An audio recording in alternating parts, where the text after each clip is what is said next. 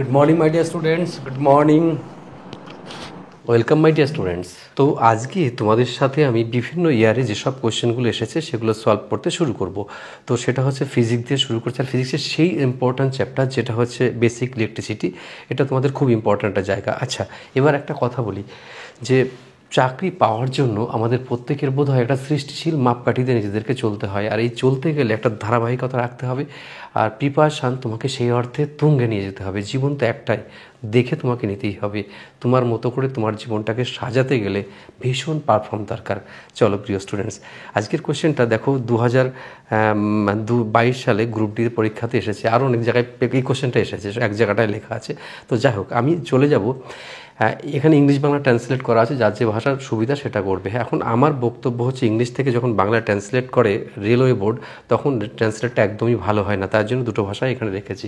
ওকে প্রিয় স্টুডেন্টস, তাহলে আমরা একবার দেখে নেব যে টু রেজিস্টার, যেরকম দেখো two resistors of A and B. আচ্ছা, ওটা তোমরা অনেকের ইংরেজিতে প্রবলেম হলে আমি বাংলায় বলছি। মানে দুটো রোধ আছে দেখো, এ আর বি। তো এ হচ্ছে, এর মান হচ্ছে 6 আর বি এর মান হচ্ছে 12 ওহম। 6 ওহম একটা 12 ওহম, তাদের কানেকশন আছে, প্যারালাল কানেকশন আছে, বা বাংলায় যাকে বলে সমান্তরাল কানেকশন আছে। কার সাথে? 3 ভোল্টের ব্যাটারির সাথে। তাহলে টোটাল এনার্জি সাপ্লাই এই ব্যাটারিতে কত হবে 1 সেকেন্ডে? বাংলা মানে বুঝেছো। এবার এটা করতে গেলে সব আমার স্টুডেন্টদের একটা কথা আমি সবসময় বলি যে বাবু, প্রথমে কি কি দেওয়া আছে সেটা করে নিতে হয়। দেখো, করতে গেলে আমি মনে করো এখানে ভোল্ট দেওয়া আছে, ভোল্ট আছে 3 ভোল্ট দেওয়া আছে, এটা মিটে গেল। এবার আর লাগবে, আর তো তুমি পাচ্ছ না, তাহলে আর বের করার দুটো পদ্ধতি। যদি তোমার সিরিজ সার্কিট থাকে তাহলে প্লাস করতে হয়, মনে করো R1 R2 R3 এরকম থাকে, তো তাহলে প্লাস করলে হচ্ছে সিরিজ সার্কিটের মান বেরোয়, রেজিস্ট্যান্সের মান। আর যখনই প্যারালাল থাকবে তখন R1 1/R equal to 1/R1 plus 1/R2 এরকম হয়ে যায়। তো এখানে যেহেতু দুটো আছে, 1/R1 মানে কত স্যার? R1 মানে হচ্ছে তোমার 6, আর 1/R2 মানে হচ্ছে 12। ঠিক আছে, এই দুটোকে যোগ করে নাও স্যার, তাহলে 12, আর এখানে 2 প্লাস 1 ইকুয়াল টু 3/12, তার মানে হচ্ছে 1/4। তার 1/R ইকুয়াল টু 1/4, তার মানে R ইকুয়াল টু হচ্ছে 4 ওহম। এটা তুমি আরও শর্টকাটে বের করতে পারবে, আমি একটু বের করতে তোমার টাইম নিয়ে বের করলাম, যাতে তোমাদের সুবিধা হয় সেই জন্য। তো দেখো এইখানটাতে তুমি যে পেয়ে গেলে, তাহলে আর পেলে কত স্যার? এখানে 4 ওহম পেয়ে গেলে। ওকে স্যার, তাহলে এবার তোমাকে বের করতে হবে পাওয়ার বের করতে, বা ওয়াট বের করতে গেলে তোমার যে রুলসটা আছে তোমরা জানো, W equal to V square by R. প্রিয় স্টুডেন্ট, এখানে তোমাদের একটা আমি কথা বলে রাখি, এই পাওয়ার বের করার আরও অনেক পথ তোমার আছে, তুমি জানো তো। W equal to V into I, এটা তুমি জানো। পাওয়ার আর পি বা W দুটোই একই জিনিস কিন্তু। তো যেহেতু ভি ইন্টু আই জানো, এখানে আয়ের মান নেই, তাই ওই ফর্মুলা ইউজ করতে পারছি না। আর একটা ফর্মুলা ইউজ করতে পারো, I into I square into R. তাহলে এখানে আই স্কোয়ার, আয়ের মান জানছি না, তাহলে এই দুটো ফর্মুলা আমি ইউজ করতে পারছি না। আর একটা ফর্মুলা আমাদের জানা আছে, এই যে W equal to V square by R. তাহলে এই যে W বের করার জন্য তিনটে ফর্মুলা ইস্তেমাল তোমরা করতে পারবে। তার মানে প্রথমে একটা এটা করতে পারলে, না পারলে এটা করতে পারবে। তাই এখন আমাদের নিয়ম অনুযায়ী ভি এর মান দেওয়া আছে আর আর এর মান দেওয়া আছে, তাহলে আমরা এই ফর্মুলাটা ইউজ করতে পারি। এই ফর্মুলা ইউজ করতে গেলে দেখো, ভি এর মানটা বসিয়ে দাও তুমি। আর যেহেতু এখানে বলেছে, মানে কি বলেছে দেখো, 1 সেকেন্ডে সার্কিটে ব্যাটারির দ্বারা মোট শক্তি, তাহলে এখানে আর একটা টি জুড়ে যাবে। ঠিক আছে, টি জুড়ে গেলে কি হবে? ভি কত স্যার? এখানে 3 হোল স্কোয়ার ইন্টু টি মানে 1 সেকেন্ড, আর বাই হচ্ছে আর মানে কত স্যার? 4। তার মানে পাচ্ছি আমরা 9/4, এক তো গুণ হয়ে যায়, তাহলে 9/4 পেলে আমাদের যেটা হয় সেটা কত হচ্ছে স্যার? 2.25 জুল হয়ে যাচ্ছে। ঠিক আছে, যেহেতু ওয়াট জুল। ঠিক আছে, তাহলে বোঝা গেল। মানে এই সিস্টেমটা তোমাদের কিন্তু মাথায় রাখা খুব জরুরি। তাহলে একদম ক্লিয়ার বুঝে গেছো তোমরা? ওকে, আচ্ছা আমরা পরে যাচ্ছি। এই অঙ্কটার মধ্যে কোনো প্রবলেম আছে তোমাদের? আর এই অঙ্কের মধ্যে এই টাইপের অঙ্ক আরও কী কী আসতে পারে দেখো। প্রথমত মাথায় রাখবে, এখানে দেওয়া আছে দুটো জিনিস দেওয়া আছে, যেটা হচ্ছে যে তোমার ভি দেওয়া আছে আর দেওয়া আছে। যদি আই দেওয়া থাকতো তাহলে কিন্তু আমরা অন্য ফর্মুলা ইউজ করতাম, তার মানে এখান থেকে যে কোনো, এই ফর্মুলা ইউজ করাটাই কিন্তু শেখাটা কাজ। তাহলে বোঝা গেল আমরা কোন কোন স্টেপ দিয়ে আসলাম, আরও পরের অঙ্কগুলোতে আরও আমাদের ডাউট ক্লিয়ার হয়ে যাবে আশা করছি। তাহলে কিভাবে আর বের করলাম প্রথমে, কিভাবে আই বের করলাম, এরকম সব হয়ে যাচ্ছে। এবার পরেরটায় চলে যাচ্ছি। দেখো, আচ্ছা এখান থেকে কোনো ক্লিয়ারিটির কোনো প্রবলেম নেই তো? দেখো আর একবার দেখে নাও, কোনো প্রবলেম থাকলে আমায় জানাবে। তাহলে আমরা জুল পেয়ে গেলাম, এটা হয়ে গেছে। এবার আমরা চলে যাব স্যার পরের কোশ্চেনে। দেখো তোমার ইংলিশ বাংলা যেটা পড়বে পড়ো, আমার কোনো আপত্তি নেই। দেখো, if the current through a conductor is double, যদি কারেন্ট যদি ডবল হয়, এখানে দেখো কন্ডাক্টরের মাধ্যমে প্রবাহ মানে কারেন্ট, আই মানে ডবল, তার মানে 2I হয়ে গেল। আই ছিল একটা, ছিল 2I হয়ে গেল। আর সম্ভাব্য মানে এটা বিভব পার্থক্য হবে, বিভব পার্থক্য মানে পোটেনশিয়াল ডিফারেন্স, মানে যেটা ভোল্টেজ, যদি তাহলে কত ছিল, সেটা হচ্ছে 3 হয়ে যাবে, 3 ভোল্ট হয়ে যাবে। প্রিয় স্টুডেন্ট, এখানে একটা জিনিস বোঝা শিখতে হবে ভালো করে। এখন আই মানে কারেন্ট, মনে করো কোনো একটা তার, এই যে ধরে নাও এখানে একটা তার রয়েছে, এই তারের মধ্যে দিয়ে কারেন্ট প্রবাহ হচ্ছে, ভালো করে বুঝতে হবে। তো কারেন্ট প্রবাহ কেন হয় সেটা তো প্রথমে জানতে হবে তোমাকে। কারেন্ট প্রবাহের কারণ হচ্ছে বিভব পার্থক্যের জন্য হচ্ছে। বিভব পার্থক্য কী স্যার? আমি আরেকটা একদম সরল বাংলায় বোঝাচ্ছি। মনে করো দুটো পাত্রে জল আছে, এই একটা পাত্র আর এই একটা পাত্রে জল আছে। এই পাত্রে জল নেই, একটা পাত্রে জল আছে। তো এখান থেকে যদি যে পাত্রে জল নেই সেই পাত্রে যদি পাইপ লাইন করে দাও, দেখবে যে পাত্রে জল নেই সেই পাত্রে মানে ভরে যাবে। তো এইখানেই গল্পটা হচ্ছে যে বিভব পার্থক্য। কারেন্ট চলে কেন? কারেন্টের এক পাশে নিশ্চয়ই ওরকম ফাঁকা রয়েছে, ফাঁকা মানে সেখানে যাওয়ার সক্ষমতা রয়েছে, তাই সেখানে পার্থক্য রয়েছে, বিভবের পার্থক্য। সেই বিভব পার্থক্য থাকার জন্য কিন্তু এক প্রান্ত থেকে কারেন্ট আরেক প্রান্তে বয়ে যায়। এটা হচ্ছে মেন কথা। নদীর স্রোত যেরকম বয়ে যায় সেরকম, যেদিকে মানে ঢালু সেই দিকে চলে যায়, এক্স্যাক্টলি তাই। তাহলে এখানে কারেন্ট হলো এটার বিভব পার্থক্য, মানে ভোল্টেজ হচ্ছে 3 গুণ হয়ে গেল যা ছিল। তার মানে আমরা একটা ফর্মুলা জানি যে পাওয়ারের ফর্মুলা আছে, তাহলে আমরা W = আমরা জেনেছিলাম কি ফর্মুলা আছে, V × I জেনেছিলাম, তারপরে জেনেছিলাম কি, তারপরে I² × R জেনেছিলাম, আর একটা জেনেছিলাম কি V²/R। দেখো বাবু, এখানে সব কোনো ফর্মুলাটাই লাগছে না, এটাও দরকার নেই, এটাও দরকার নেই, কেননা এটাতেই আমরা যদি করলে হয়ে যাচ্ছে। এটা না করলে এমনি আমি একটু বুঝে করার চেষ্টা করছি। দেখো 2 × I, V × I, তার মানে 6 VI। ব্যাপারটা বুঝেছো? তার মানে এই 6 গুণ হয়ে যাচ্ছে, দেখো 6 ফোল্ড হয়ে যাচ্ছে।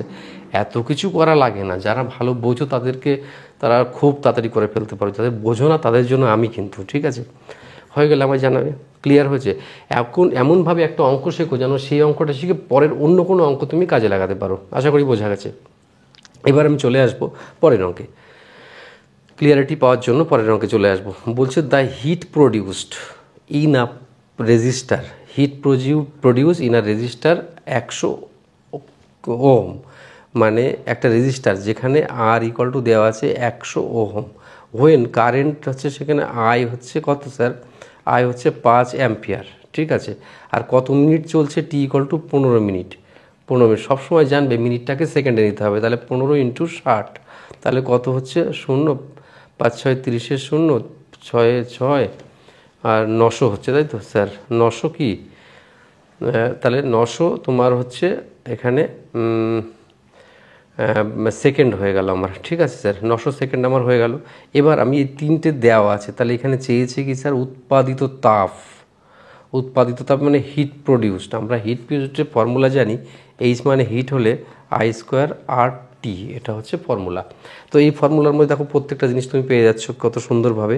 I দেখো 5 মানে তার হোল স্কোয়ার, ইন্টু R মানে কত স্যার? R মানে 100, আর T মানে কত? 900।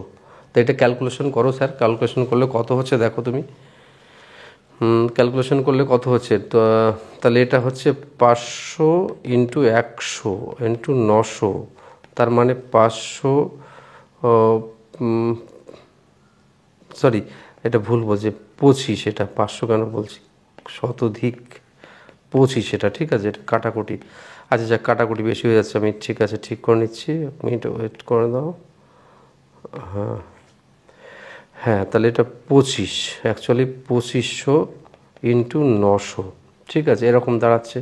তাহলে এটা যদি তুমি গুণ করো, গুণ করলে কত হচ্ছে তোমার? গুণ করলে এটা হচ্ছে দেখো এরমভাবে থাকলে তাহলে 25 × 9 আর তার শূন্য কতগুলো হয়ে যাচ্ছে দেখো, ইন্টু, দাঁড়াও, এটাকে 4টে শূন্য হয়েছে তো, আর 2টো শূন্য, 25 × 9 করলে কত হবে? 225 × 10⁶।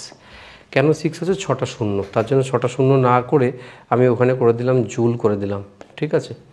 আশা করি বুঝতে পেরেছি। ক্যালকুলেশন করো, ক্যালকুলেশন আমার করতে গিয়ে একটু ভুল হয়ে গেল, ঠিক আছে? তার মানে বোঝা গেল আমরা ক্লিয়ারটি। দেখো আমরা এই অঙ্ক করার ক্ষেত্রে কিছু জিনিস তোমাকে অ্যাপ্লাই করতে হবে, যেরকম হিট প্রডিউস, মানে হিটটা কী পরিমাণ হিট প্রডিউসড উৎপাদন হবে ওই সার্কিটের মধ্যে, যেখানে 5 অ্যাম্পিয়ার কারেন্ট হচ্ছে, যেখানে 100 ওহম আছে, যেখানে 15 মিনিট ধরে চলছে। তাহলে আমরা প্রত্যেকটা জিনিস এরকম লিখে নিলাম ডান দিকে। এগুলো একবার প্র্যাকটিস করতে, বারবার করতে করতে অত্যন্ত সহজ হবে।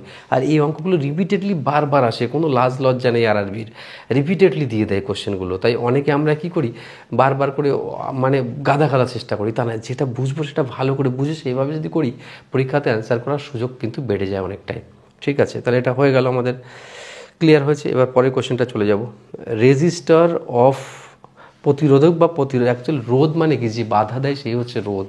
ঠিক আছে, দেখো 0.2 ওহম, 0.4 ওহম আর 0.6 ওহম, 0.8, এরা চারজনই একটা ভোল্টেজের সঙ্গে রয়েছে কেমনভাবে, কানেক্টেড রয়েছে, মানে কানেক্টেড সিরিজে কানেকশান। তোমরা জানো প্রিয় স্টুডেন্ট, সিরিজে কানেকশনের সময় কি R1 plus R2 plus R3 plus R4, এই তো। তাহলে এখানে 4টে যোগ করে দাও, যোগ করলে কত হবে দেখো, 4টে যোগ করলে 0.2 plus 0.4 plus 0.6 plus 0.8 equal to হচ্ছে কত, 2 ওহম হয়ে যাচ্ছে, তাই না? দেখো তো, এইটা 8 আছে 14, 2 ওহম হচ্ছে। তাহলে আর এই টোটাল আর ইকুয়াল টু কত, 2 ওহম হচ্ছে, একটা পেয়ে গেলাম। তাহলে ভোল্টেজ কত আছে, ভি ইকুয়াল টু 20 ভোল্ট আছে। হোয়াট ইজ দ্য নেট পাওয়ার, পাওয়ার চেয়েছে আবার, তাহলে পাওয়ার এত, সবগুলো মিলে পাওয়ার কত হবে, তাহলে ডব্লিউ ইকুয়াল টু হচ্ছে ভি স্কোয়ার বাই আর, তাই নয় কি, ভি স্কোয়ার বাই ভি কত আছে স্যার, ভি এখানে তোমার আছে স্যার 20 এর হোল স্কোয়ার, আর মানে কত 2, তার মানে 400/2 ইকুয়াল টু 200, তাই তো স্যার, 200 ওয়াট। প্রিয় স্টুডেন্ট বুঝতে পারলে বলো, অঙ্কের টাইপগুলো জানাটা ভীষণ দরকার, গুরুত্বপূর্ণভাবে ইম্পর্ট্যান্টলি দরকার। এখন কোনো প্রিয় স্টুডেন্ট যদি এইগুলোকে একটা খাতায় নোট করে সুন্দর করে রাখে এবং এই জিনিসগুলোই বারবার প্র্যাকটিস করে, তাহলে দেখবে তার মধ্যে একটা কনফার্মেশন তৈরি হবে এবং তা দিয়ে পরীক্ষাতে করতে পারবে। বারবার প্র্যাকটিস করতে হবে, মনোযোগ তো সেইখানে লাগাতে হবে। এমনি কি আর চাকরি হবে? হাজার মানুষের ভিড়ে তোমাকে কেন দেবে?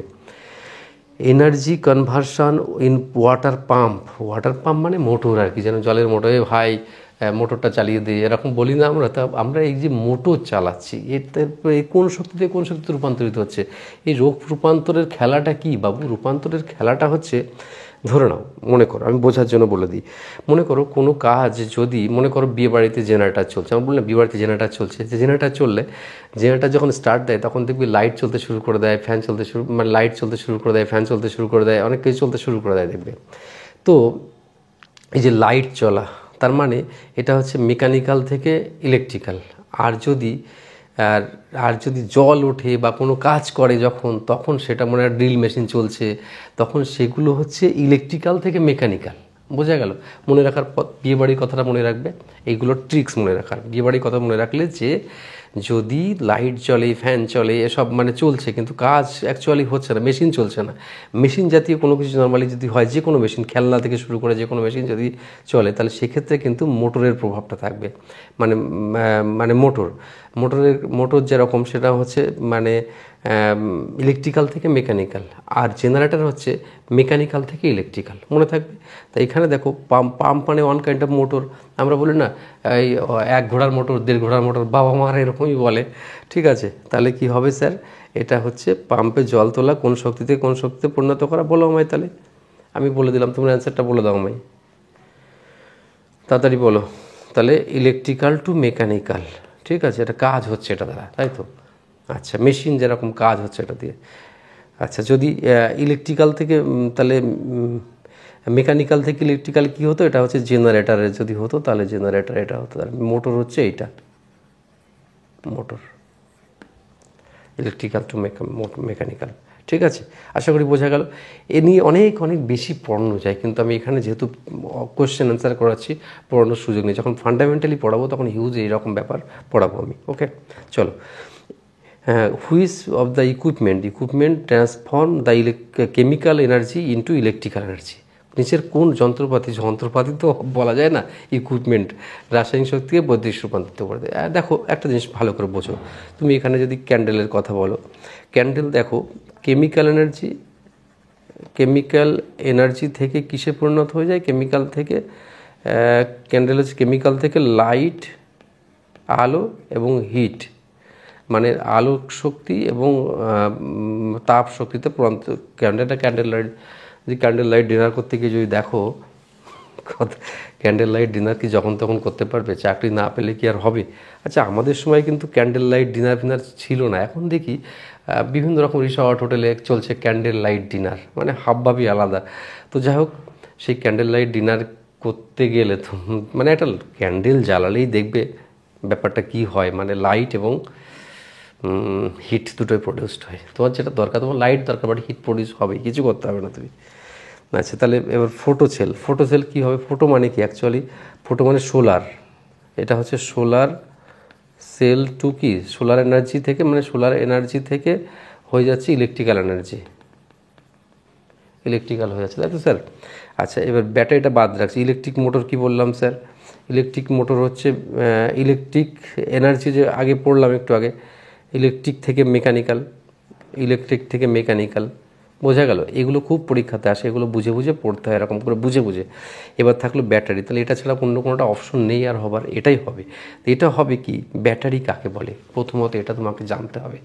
ব্যাটারি দু রকমের, হ্যাঁ, একটা হচ্ছে প্রাইমারি, একটা হচ্ছে সেকেন্ডারি ব্যাটারি। প্রাইমারি ব্যাটারি বোঝা উচিত, যেটা হচ্ছে মানে তোমার রিভার্সিবল হয় না, একবার যদি তুমি মানে ইউজ করো তো শহীদ হয়ে যাবে, আর তুমি ওটাকে ইউজ করতে পারবে না। কিন্তু যদি তুমি সেকেন্ডারি ব্যাটারি ইউজ করো তাহলে সেটা বারংবার চার্জ দিয়ে ব্যবহার করতে পারবে। ব্যাটারি তুমি বহু জায়গায় দেখেছো স্যার, ব্যাটারি মানে তোমার এক্সাইড ব্যাটারি হতে পারে, আমারনের ব্যাটারি হতে পারে, দেখবে। এখন প্রশ্ন হচ্ছে আমি তাহলে ব্যাটারির মধ্যে যে কী থাকে সেটা জানলে আমার ক্লিয়ার হয়। ব্যাটারির মধ্যে এক ধরনের ইলেকট্রোলিসিস পদার্থ থাকে, যেটা হচ্ছে তড়িৎ বিশ্লেষ্য। সেটা হচ্ছে জল, এক ধরনের জল বা লিকুইড থাকে। সেটা কি তৈরি হয় হচ্ছে লঘু সালফিউরিক অ্যাসিড দিয়ে আর হচ্ছে ডিস্টিল ওয়াটার দিয়ে। তা লঘু সালফিউরিক অ্যাসিড থাকে হচ্ছে 1 অনুপাত আর ডিস্টিল ওয়াটার থাকে 3 অনুপাত। এটা দিয়ে মিশ্রণ তৈরি করা থাকে, সেটার মাধ্যম দিয়ে কিন্তু তৈরি হয় হচ্ছে রাসায়নিক শক্তি থেকে ইলেকট্রিক শক্তিতে পরিণত হবে। ঠিক আছে, বিদ্যুৎ শক্তি, যেরকম তুমি মনে করো ইনভার্টার থাকে না বাড়িতে, সেখানে দেখবে ইনভার্টার থেকে লাইট জ্বলছে, ফ্যান চলছে, সব কিছু চলছে, তার মানে বৈদ্যুতিক শক্তিতে রূপান্তরিত হচ্ছে। ব্যাপারটা ক্লিয়ার হয়েছে না? হয়নি বলো? যদি না হয় তো আরও পড়ার ব্যাপার আছে, কিন্তু এখানে টাইম শর্ট, তাই বেশি যাচ্ছে না বলা। ওকে, চলো। Transformer converts. ট্রান্সফর্মার কি কনভার্ট করে? ট্রান্সফর্মার কি সেটা তো প্রথমে জানতে হবে আগে। ট্রান্সফর্মার দেখো, ট্রান্সফর্মার আমি একটা শর্টকাটে যদি এটা একটা কয়েল আঁকছি, ঠিক আছে, এটা একটা কয়েল আছে, এখানে মিউচুয়াল ইন্ডাকশন হচ্ছে, ঠিক আছে। তো তোমরা অনেকেই বুঝবে না যারা একদম আগে একবারও পড়োনি, তাই আমি বলি ট্রান্সফর্মারে দুটো কয়েল থাকে, একটা প্রাইমারি, একটা সেকেন্ডারি। প্রাইমারিতে যদি ইনপুট দেওয়া হয়, ইনপুট মানে উৎস, কারেন্টের উৎস দেওয়া হয়, আর সেকেন্ডারিতে এটা মনে করে ইনপুট দেওয়া হলো, আর এটা হচ্ছে আউটপুট মানে কনজিউমার এন্ড মানে গ্রাহক এন্ডে যাচ্ছে। তাহলে এটা ইনপুট, এটা আউটপুট হলো। তাহলে প্রাইমারি মানে থাকবে, মানে প্রাইমারি ভোল্টেজ থাকবে একটা, সেকেন্ডারি ভোল্টেজও একটা থাকবে কি না থাকবে? প্রাইমারি কয়েল যদি থাকে প্রাইমারি ভোল্টেজ থাকবে, primary secondary coil secondary voltage থাকবে। আর দেখো তার মানে এগুলো থাকবে।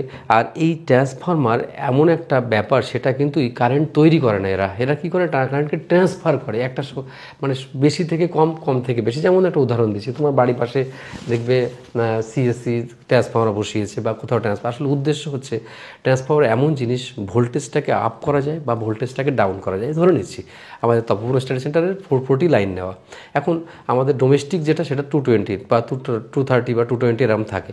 তো 240 আমরা এখানে 440 নিয়েছি। 440 নেওয়ার ক্ষেত্রে আমাদের যেটা হয়েছে সেটা হচ্ছে আমাদের কিন্তু ওই মানে যেটা গৃহস্থালিতে যাচ্ছে সেটা হচ্ছে 220, সেটা হচ্ছে ভোল্টেজ ডাউন করে যাচ্ছে, স্টেপ ডাউন ট্রান্সফর্মার ইউজ করা হচ্ছে। আর যখন ভোল্টেজটাকে বাড়ানো হবে তখন স্টেপ আপ ট্রান্সফর্মার ব্যবহার করা হয়ে থাকবে। মোটামুটি এরকম একটা আইডিয়া। তাহলে আমি কি কথা বলছিলাম খেয়াল করে দেখেছো? ভোল্টেজের কথা বলছিলাম, কারেন্টের কথা বলছিলাম। তো ভোল্টেজ, কারেন্ট এগুলো হচ্ছে চেঞ্জ হয়ে যায়, ট্রান্সফার রূপান্তরিত করে, কিন্তু এই ফ্রিকোয়েন্সি এবারটা চেঞ্জ হয় না। ফ্রিকোয়েন্সি মানে কম্পাঙ্ক মানে কি স্যার? একবার ভালো করে বুঝে নিতে হবে তোমাকে। কম্পাঙ্ক হচ্ছে, এবার যদি বলা হয় আমাদের দেশে কম্পাঙ্ক ফিক্সড কত, ফিক্সড হচ্ছে 50 সাইকেলস পার সেকেন্ড অথবা হার্জ, তুমি যে কোনো একটা বলতে পারো, HTZ দিয়ে HERTZ, হার্জও হচ্ছে কম্পাঙ্কের একক, আর সাইকেল পার সেকেন্ডও কম্পাঙ্কের একক। আচ্ছা, বোঝা গেল? তাহলে এই হার্জ একদম অবিনশ্বরভাবে আমাদের 50-তে বাধা আছে আমাদের মানে অল ওভার ইন্ডিয়াতে। কিন্তু জাপানে যাও, সেখানে 60 সাইকেল পার সেকেন্ড। এই যে ফ্রিকোয়েন্সি চেঞ্জ হয় না, ফ্রিকোয়েন্সি যদি কোনো রকম চেঞ্জ হয় তাহলে কিন্তু মানে ইলেকট্রিসিটি মানে বসে যাবে, বলে না পাওয়ার গ্রিড বসে গেছে, ওই সেই সব ক্ষেত্রে যদি এই ফ্ল্যাকচুয়েট যদি খুব বেশি করে এই ফ্রিকোয়েন্সি, তাহলে কিন্তু পাওয়ার গ্রিড মতো অন্ধকার হয়ে যাবে, চারিদিক বসে থাকতে পারে। যাকে একটু বেশি ভেতরে চলে যাচ্ছিলাম, যাব না, আমি ওপর জিনিসটাতে বুঝিয়ে দিলাম তাহলে কোনটা চেঞ্জ হয়, এই কারেন্ট আর ভোল্টেজ চেঞ্জ হয়। আশা করি আমার প্রিয় স্টুডেন্ট তোমরা বুঝতে পেরেছো। পরেরটা যাচ্ছি। দেখো, নিচের কোনটি ট্রান্সফর্মার মৌলিক উপাদান নয়? নিচের কোনটি ট্রান্সফর্মার মৌলিক উপাদান নয়? দেখো কোনটা নয়, দেখো কোনটা নয় ভালো করে বোঝো। মৌলিক মানে কি? তার নিজস্ব, মৌলিক মানে নিজস্ব উপাদান নয় কোনটা? তোমরা একবার বলার চেষ্টা করো, তাহলে দেখবে আমি আশা করি বুঝতে পারবে কোনটি মৌলিক। নট কথাটা রয়েছে, মৌলিক মানে কোনটি নয়। এখন দেখো, কোর থাকে না, ট্রান্সফর্মার কোর হচ্ছে মানে সিলিকন স্টিল দিয়ে তৈরি হয়, যেখানে চৌম্বক আবেশ কাজ করে, যেখানে লোহা মানে silicon steel one kind of লোহা, সেটা কি হয়, চুম্বকে পরিণত হয়ে যায়। এই চুম্বকে পরিণত হওয়া ফলে কিন্তু সেখানে মিউচুয়াল ইন্ডাকশান তৈরি হয়। তোমরা জানো যে ট্রান্সফর্মার দুটো কয়েল থাকে, একটা প্রাইমারি কয়েল, একটা সেকেন্ডারি কয়েল। এই প্রাইমারি কয়েলে যদি কানেকশান আমরা দিই, কিন্তু সেকেন্ডারি কয়েলের কোনো কানেকশান থাকে না। সেই জন্য বলে যে there are no connection between primary coil and secondary coil মানে winding, there are no connection, electrical connection between primary end বা প্রাইমারি কয়েল বা primary winding to secondary winding. আসলে ইলেকট্রিক্যালটা কারেন্ট বা ভোল্টেজ যায় কী করে? যাওয়ার পথ হচ্ছে মিউচুয়াল ইন্ডাকশান, চৌম্বক আবেশ দ্বারা। এই চৌম্বক আবেশ ওয়েভার যেটাকে, তো এই চৌম্বক আবেশ দ্বারা কিন্তু প্রাইমারি ওয়াইন্ডিং থেকে সেকেন্ডারি ওয়াইন্ডিংতে কারেন্ট যায়। ঠিক আছে, তাহলে সেটা কিন্তু কম্পোনেন্ট নয়, সেটা চোখে দেখা যায় না। ভালোবাসো, তুমি একজনকে খুব ভালোবাসো, হৃদয় দিয়ে ভালোবাসো, কিন্তু তাকে কি তুমি দেখাতে পারবে কখনো? সেই জন্য বোধহয় রামকে হনুমান তার বুক চিরে দেখাতে গেছিল সে কতটা ভালোবাসে। সেরকমই তুমি ভালোবাসাটাকে দেখাতে পারবে না কাউকে। তাই কিন্তু সেরকম মিউচুয়াল ইন্ডাকশান বা মিউচুয়াল ফ্লাক্স এগুলো কিন্তু দেখানো যাবে না। তাই এটা কোনো মৌলিক উপাদান নয়, ওটা তৈরি হয়, চোখে দেখা যায় না, অনুভব করলে করে। আর হাত দিলে তো শহীদ হয়ে যাবে, ছ্যাঁকা খাবে। ঠিক আছে, তাহলে এগুলো আছে, এগুলো মৌলিক। তা পরীক্ষাতে আসতে পারে কোনটা মৌলিক নয়, বোঝা গেল? বোঝা নেই কথা। আচ্ছা, তারপরে question, in a ideal transformer মানে কি স্যার? তোমাকে যদি বলে তুমি একজন আইডিয়াল মানুষ, মানে তুমি জীবনে মিথ্যা কথা বলোনি, জীবনে কারোর দিকে চোখ ব্যাখ্যা করে তাকাওনি, ঠিক আছে, মানে জীবনে কোনো অন্যায় করোনি, এটা জাস্ট ফর ইম্পসিবল। কিছু সময় মানুষ কোনো না কোনো সময় হয়তো মানে সিচুয়েশনের পরিপ্রেক্ষিতে কিছু করতে পারে, তেমনই তাকে আদর্শ মিন্স সেরকম নয়। তাই আদর্শ ট্রান্সফর্মার বলে জগতে হয় না। এখন হয় না বললে তো হবে না, খাতা কলমে হয়। আদর্শ মানে কি? তার দেখো কোনো রেজিস্ট্যান্স থাকবে না, তার কোনো রেজিস্ট্যান্স সম্ভব। একটা তারের মধ্যে দিয়ে, এই কয়েলের মধ্যে দিয়ে কারেন্ট যাবে, রেজিস্ট্যান্স থাকবে না, সম্ভব। যদি না থাকে তাহলে সেটা আদর্শ ট্রান্সফর্মারের একটা পার্ট। যদি কোনো লস না থাকে, কোর যে আয়রন লস, হিস্টেরিসিস লস, অনেক কিছু আছে, ওগুলো জানার দরকার নেই। লস, কপার লস, এগুলো যাতে না থাকে, তাহলে কিন্তু নাকি বলছে এটা একটা আদর্শ ট্রান্সফর্মার। বাস্তবে সম্ভব নয়। আচ্ছা, the core has infinity permeability, মানে ম্যাগনেটিজম বিশাল থাকবে, সেটাও সম্ভব নয়। আর all of the above answer হচ্ছে এখানে। তাই এই মানেটা বুঝতে পারলে আরও এখানে বলার আছে। এফিসিয়েন্সি কত হবে স্যার? 100% এফিসিয়েন্সি হবে। এত কিছু ম্যাটার মানতে পারে নাকি? তাই এত কিছু ম্যাটার মানা সম্ভব না। তাই প্রিয় স্টুডেন্টের কাছে বলছি যে এটা আদর্শ ট্রান্সফর্মার যখন এত কিছু সম্ভব হয়। তো এখানেই আজকের ক্লাস বিগ এন্ড করছি। ভালো থেকো আর ভালোবাসা নিও, আগামী দিনের জন্য ওয়েট করছি। ভালো থেকো তোমরা।